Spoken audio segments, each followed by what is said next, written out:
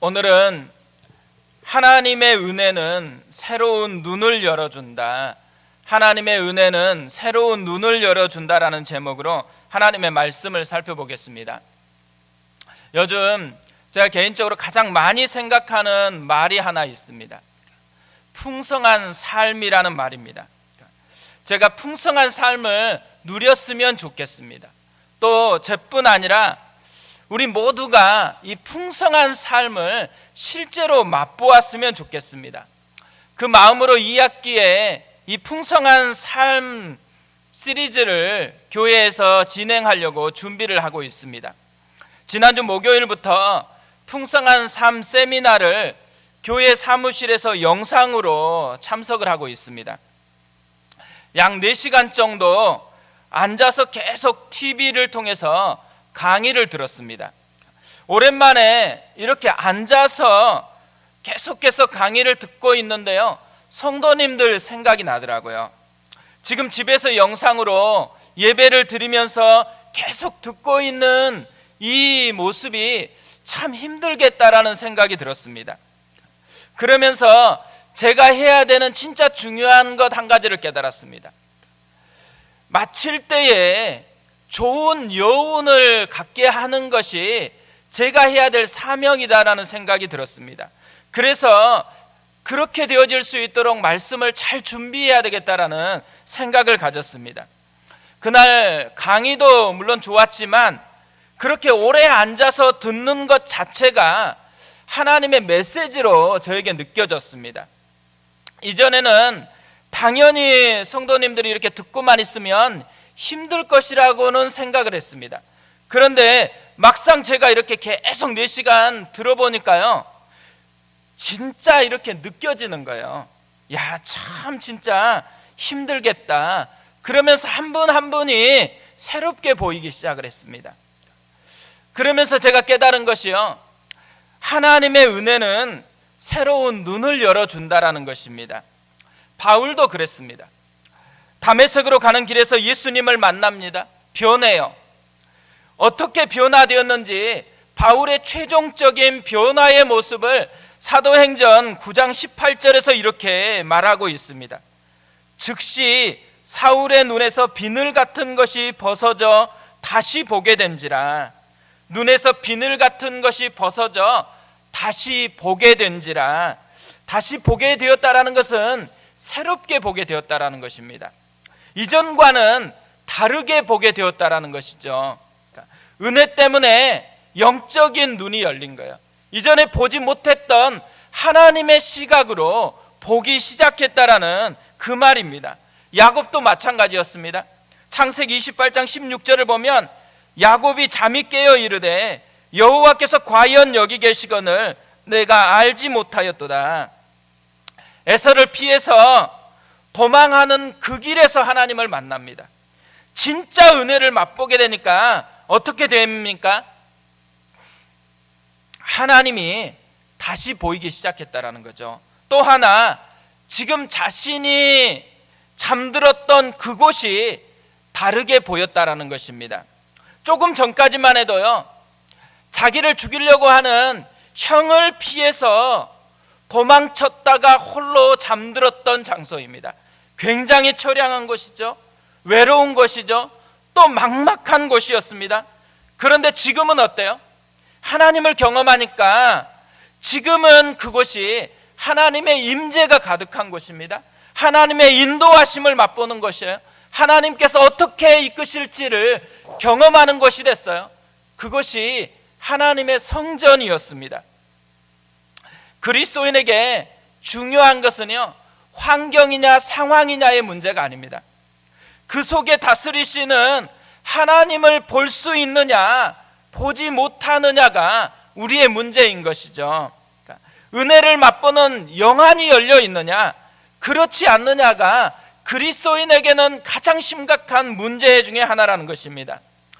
오늘 말씀을 묵상하다가 제가 발견한 것이 있습니다. 눈을 열어서 다시 보게 하시는 하나님의 은혜입니다.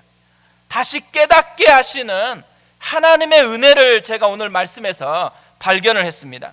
무슨 말이냐면 지난주에 살펴본 것처럼 지금 이스라엘 백성들이 어느 지점에선가 하나님을 떠나서 타락의 길로 걸어갔습니다.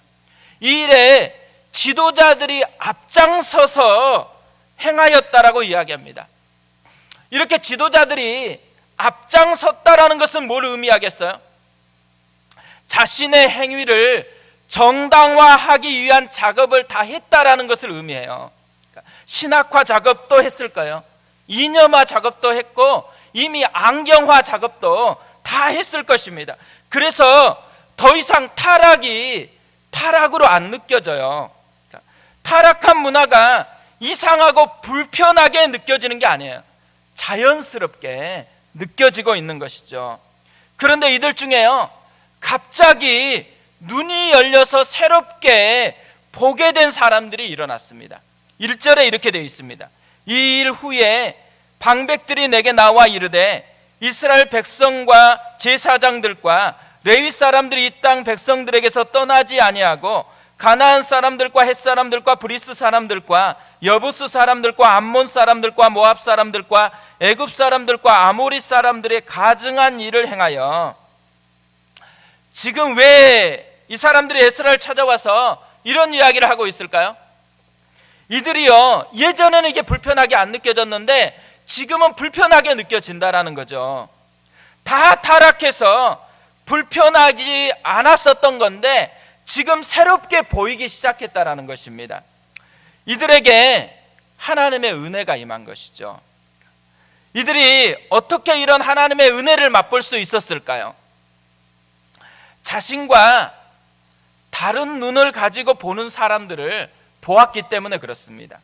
다르게 사는 사람들을 만났기 때문에 그런 것이죠. 에스라와 2차 귀한 자들이 돌아온 것입니다. 이들이 어떻게 살아가는지를 본 거예요. 에스라와 2차 귀한 자들은 자신들처럼 살지 않는 것이에요. 타락한 그것에 물들어 있는 게 자연스러운 사람들이 아니에요. 이들은 하나님의 마음을 가졌어요. 하나님의 꿈으로 지금 가슴이 불타고 있는 거예요. 눈빛이 다른 거죠. 또 사는 모습도 달라요. 같이 함께 예배를 드리는데 예배 드리는 태도가 완전히 달라요. 같이 드리는데 완전히 다른 사람인 것을 이들이 보면서 충격을 받은 것입니다.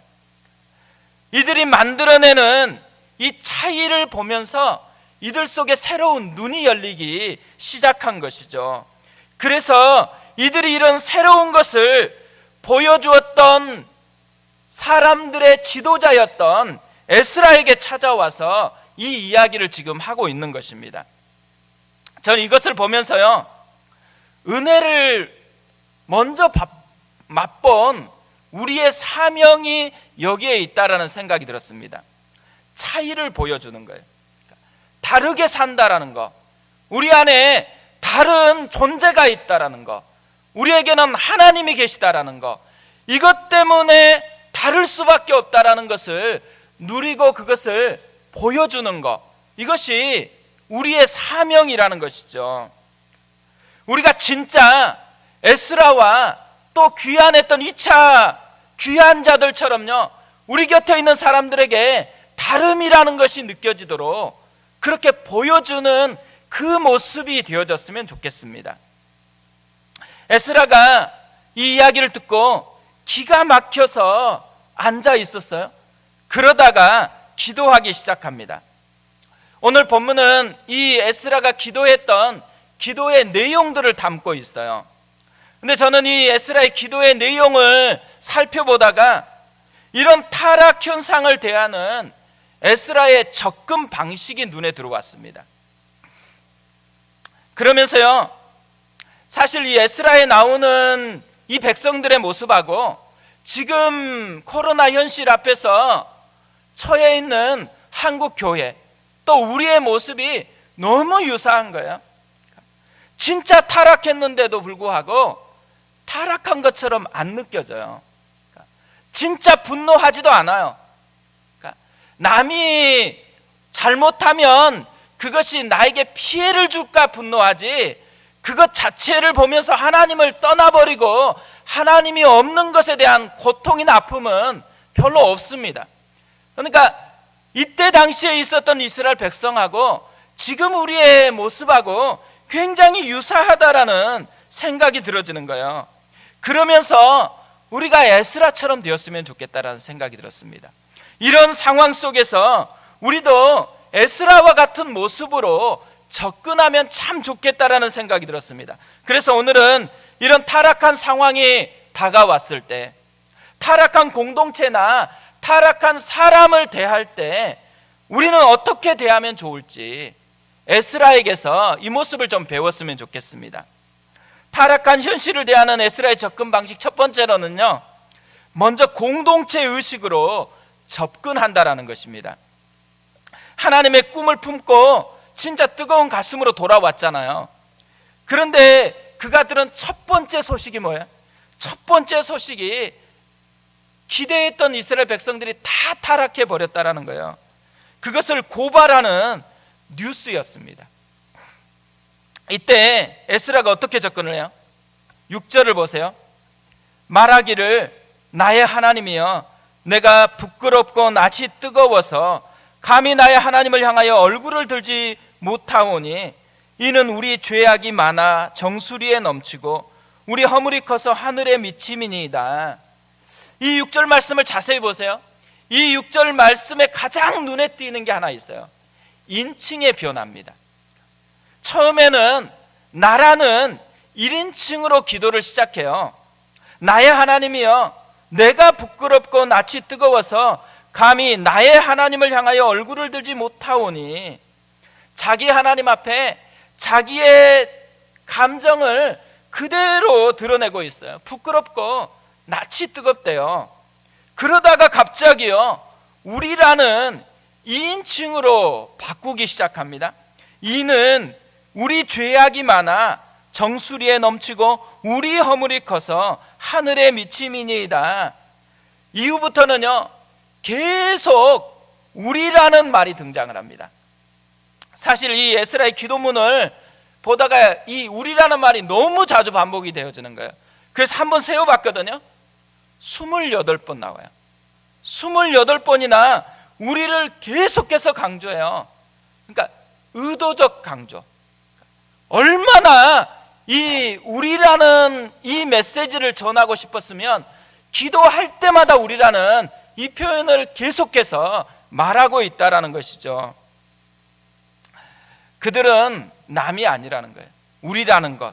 그러니까 공동체 의식으로 가득 차서 접근하고 있다라는 것입니다.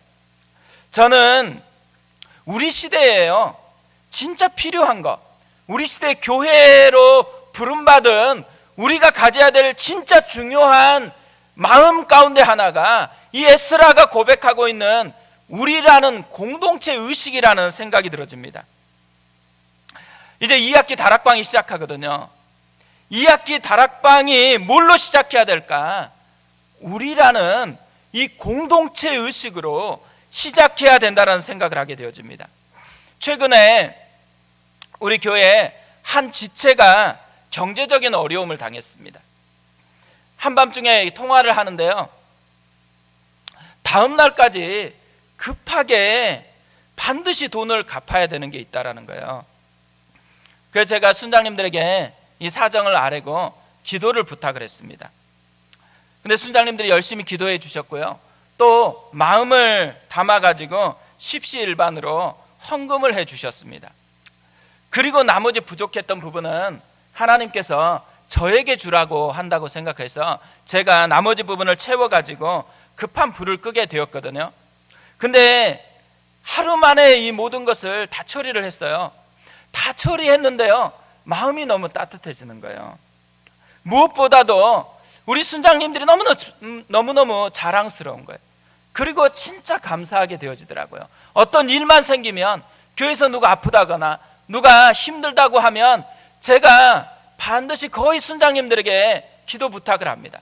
그러면 기도를 순장님들이 맨 먼저 마음에 품고 기도해 주고 계시거든요. 항상 공동체 의식으로 교회를 보고 성도를 보고 한 명 한 명을 마음에 품고 접근해 가는 거, 이게 느껴지니까 너무너무 감사하게 되어지더라고요. 또 그날 우리가 진짜 공동체가 되어가는 거구나, 이런 생각이 들었습니다. 그런데요, 지난주에 다른 교회 다니시는 분인데 갑자기 저에게 돈을 보내주셨어요. 갑자기 돈을 보내주신 것도 놀라운 것이지만, 근데 그 액수를 보는 그 순간에요, 소름이 돋더라고요. 제가 보낸 그 돈, 그 액수 딱 그거에 맞게 보내주셨어요. 저는 하나님이 다 보고 있었다, 다 알고 있었다라는 그런 사인으로 느껴지더라고요. 그리고 이 일이 하나님의 계획이었다라는, 공동체 의식을 가지고 나아가라는 하나님의 사인이었다라는 그 생각이 너무 강하게 들었습니다. 2학기 다락방 모임에요, 그러니까 모임을 잘하는 것도 참 중요하죠. 근데 그것보다 훨씬 중요한 것은 공동체 의식을 갖는 것입니다.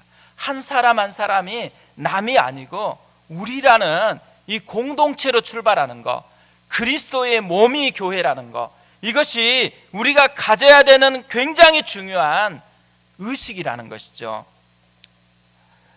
이렇게 어려울 때나 힘들 때 진짜 필요하게 느끼는 게 공동체거든요. 그런데 오늘 말씀을 보면요, 한 발 더 나가요. 타락하고 범죄했을 때, 그때 공동체 의식이 필요하다는 거예요. 대부분은요, 누가 타락하면 그 사람에게서 오는 영향력이 자기에게 다가올까 멀리 떨어져 가거든요. 진짜 그때 공동체가 필요한데 다 멀어지는데요, 오늘 에스라는 전혀 다른 접근을 하고 있다는 거예요. 사실 제가 요즘 듣는 여러 가지 뉴스나 기사에서 나오는 말 중에 제일 기분 나쁜 말 한 가지가 있습니다. 내로남불이라는 말이에요. 내가 하면 로맨스고 남이 하면 불륜이라는 이 말에서 출발한 거잖아요. 근데 제가 왜 이 말을 너무너무 기분 나쁘게 생각하냐면요, 두 가지가 이 말 속에는 담겨 있지 않기 때문에 그래요. 하나는 잘못했는데 책임의식이 없어요. 또 하나는 잘못한 사람을 대하면서 피해의식만 있지 공동체 의식이 없기 때문에 이 말을 대할 때마다 기분 나쁘게 생각되어지는 그런 모습이 제 안에 있습니다. 근데 에스라를 보세요. 에스라는 언제 우리라는 공동체 의식으로 접근을 해요? 이스라엘이 지금 하나님의 꿈을 꾸면서 하나님 앞에 뜨겁게 예배할 때가 아니에요. 타락했을 때, 너무너무 깊이 타락해가지고 타락한지도 모르고 있을 때, 범죄의 한복판에 지금 세워져 있을 때, 그때 지금 우리로 접근하고 있다는 거예요. 자신이 잘못한 게 없잖아요. 자기는 지금 하나님 앞에 건강한 예배자입니다. 그리고 자기는 깨끗해요. 하나님을 향한 꿈으로 가득 차 있어요. 그럼에도 불구하고요, 피해의식이 아니잖아요. 공동체 의식으로 그때 접근하고 있다는 것입니다. 타락한 목사를 보거나 타락한 교회에 대한 소식을 들을 때 우리가 어떤 느낌이 들어요? 시사 고발 프로그램에서 또 교회에 나왔다, 그럼 우리 마음속에 어떤 감정이 일어나나요? 대부분 둘 중에 하나인 것 같아요. 비난하거나 아파하거나. 왜 비난할까요? 나는 다르다라는 거죠. 나는 괜찮은데 괜히 나까지 피해를 입는다라는 그런 생각이 있기 때문에 그런 거죠. 비판하지 말라는 아니에요. 비판은 해야 되죠. 건강하게 개선하기 위해서 뭐가 문제인지에 대해서는 선명한 기준을 가지고 비판을 해야 돼요. 에스라도 보세요. 에스라도 기도 쭉 내용을 보면 건강하게 바른 말씀의 기준을 가지고 비판을 해요. 그런데 비판에서 끝나지 않아요. 당신 때문이라고 얘기하지 않고 우리 때문이다라고, 우리라는 이 공동체 의식을 가지고 접근하고 있다라는 것이죠. 지금 이 코로나 시대가 우리에게 알려주는 진짜 중요한 메시지 중에 하나가요, 공동체라는 것이라는 생각이 들어집니다. 나는 잘못 안 하거든요. 방역도 철저하게 해요. 먹는 것도 얼마나 될 수 있으면 식당에 안 가려고 그러고 엄청 조심합니다. 그런데요, 어느 날 저도 걸릴 수 있다라는 생각이 들어요. 왜 그럴까요? 나만 잘 지킨다고 되어지는 게 아니라는 거예요. 우리는 공동체 속에서 살아가고 있다라는 것을 이 코로나가 끊임없이 우리에게 알려주고 있다라는 생각이 들어집니다. 그뿐 아니죠. 우리는 교회잖아요. 하나님의 부르신 공동체이거든요. 이 공동체의 시각으로 우리를 보고 시대를 볼 수 있는 그 사람이 되어야 된다라는 것이죠.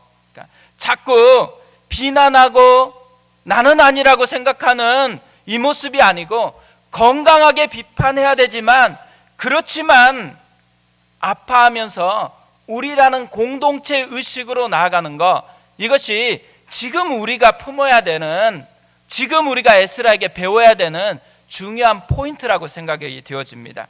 우리가 진짜 에스라와 같은 이런 태도를 우리 안에 심어 놓았으면 좋겠습니다.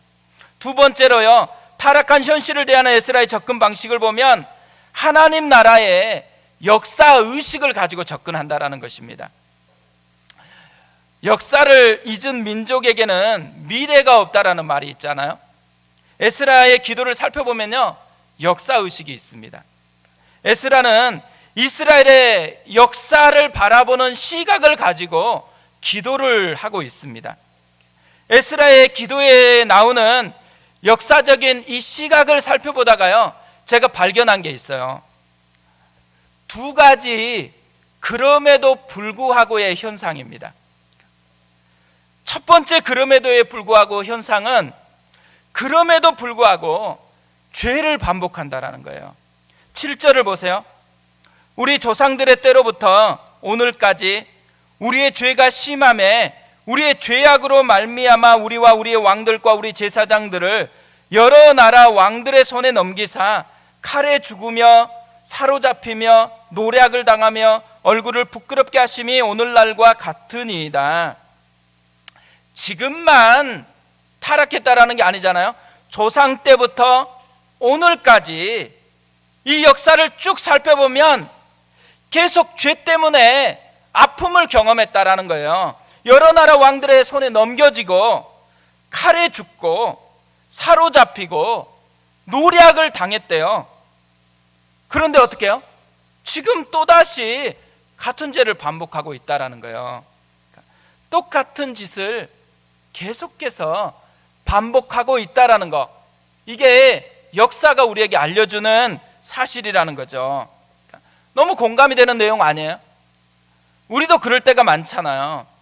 우리도 똑같은 짓인데 그래 또 해요. 결심했는데 조금 되는 것 같았는데 또 똑같은 짓을 또 해요.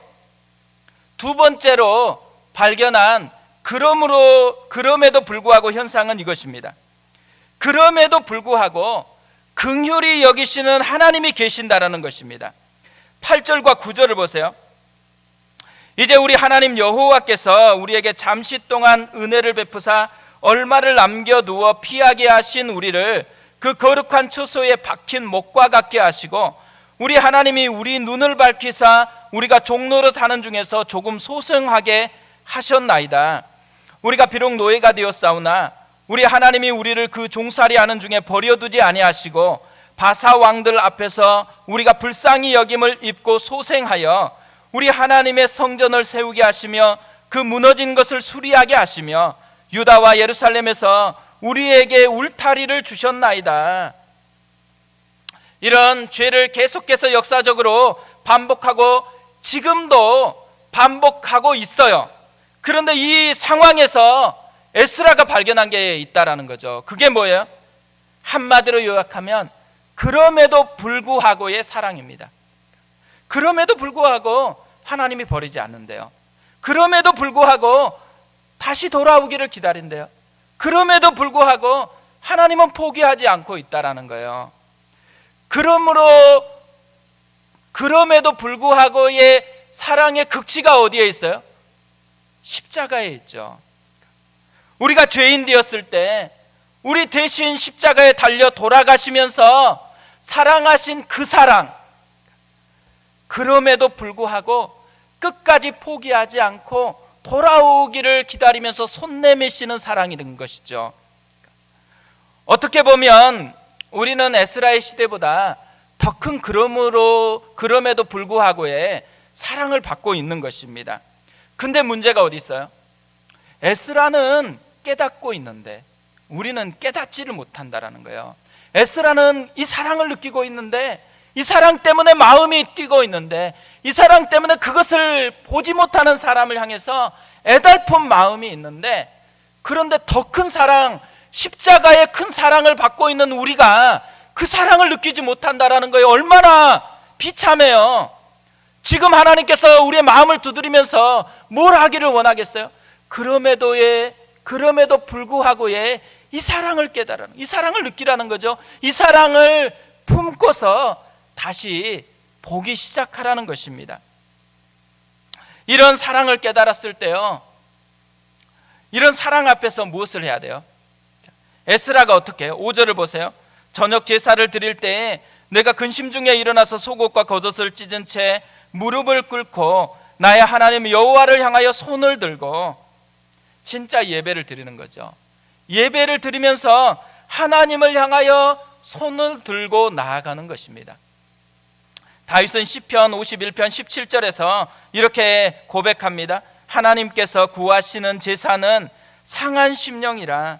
하나님이여 상하고 통회하는 마음을 주께서 멸시하지 아니하시리이다. 하나님 앞에서 우는 것입니다.